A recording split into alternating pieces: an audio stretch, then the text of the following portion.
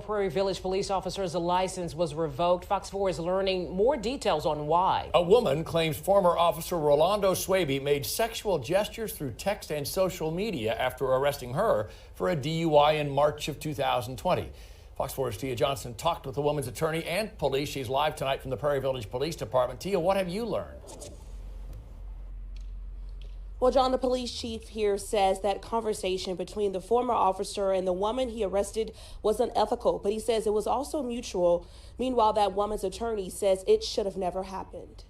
I mean, you're taking a person who just got arrested for DUI and you're asking them if you want to meet at a hotel, get some liquor and some snacks and It was a chilling message thread for Brandan Davies to read. He wasn't able to send Fox 4 a copy of it, but says that was the conversation between his client and a former Prairie Village police officer. You're taking a person who obviously has some sort of issue with alcohol or they wouldn't be in the situation they are, and then you're kind of preying upon that as well as your position of power over them. Davies says his client was arrested for driving drunk in March of 2020.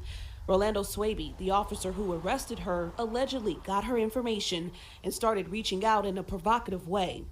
Davies says he made a report with the police department. They interviewed his client, and he assumed the department would fire Swaby, but it didn't. At the end of the investigation, we determined that the relationship or the communication was mutual. Chief Byron Robeson says Swaby was under administrative leave during the investigation, but the department learned he didn't use his resources to contact the woman and reached out after the woman was arrested. That's, in our opinion, it's unethical, but, mistakes do happen. Well, that could be you. That could be one of my kids. That could be my wife. That could be anybody out there getting pressured by this officer to engage in some sort of sexual conduct.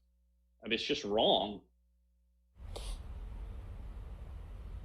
And Chief Roberson says Swaby was later fired after a domestic incident. His license was revoked after a C-Post investigation. That's a licensing agency for law enforcement in Kansas. They investigated what happened after that traffic stop in 2020. Tia Johnson, Fox 4, working for you.